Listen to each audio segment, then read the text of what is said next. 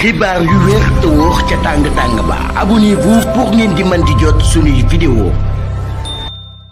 daleen ak jàmm seen chaîne bi di Buzz 221 HD waa pôle judiciaire et financier ci dossier yi nga xam ne moom moo daal di concerné kii di Amadou Sall di doomu président Macky Sall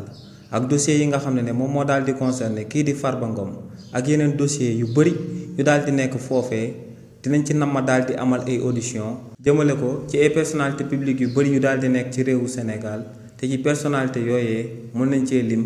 kii di Wally Seck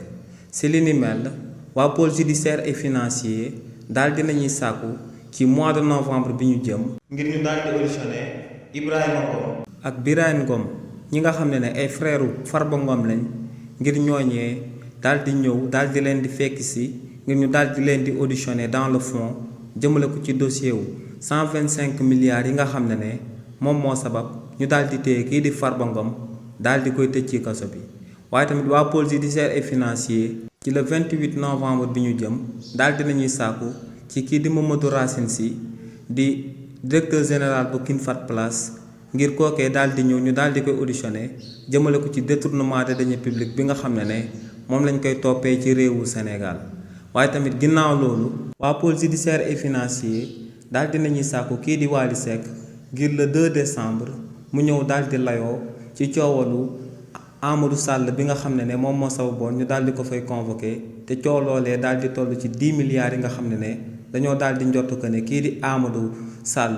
moom moo ko daal di détourné ci réewu Sénégal ci fàttali rek ci coow loolee kii di Wally Seck jotoon na daal di joxe caution lu tollook 210 millions de francs CFA te li ni mel moom moo sababoon ñu mayoon ko akub liberté provisoire waaye tamit ginnaaw loolee le 3 décembre dinañ oolu kii di Ibrahima Ba di doomu Amadou Ba mi nga xam ne teg nañ ko loxo daal di koy placer sous mandat de dépôt ba noppi ngir kookee tamit ñëw daal di xóotal ci dossier bi nga xam ne moom lañ ko tegee loxo te dossier boobee jaar ci diggante moom ak kii di Amadou Sall di doomu président Macky Sall te si li ni mel ñoom ñaar ñu daal di ciy gérer akub société immobilier te loolee daal di sabab kii di Ibrahima Ba actuellement ñu téye ko daal di koy tëj ci kaso bi waaye tamit ginnaaw loolee waa pôle judiciaire et financier si le 4 décembre bi ñu jëm daal dinañuy convoqué Cheikh Tidiane Seck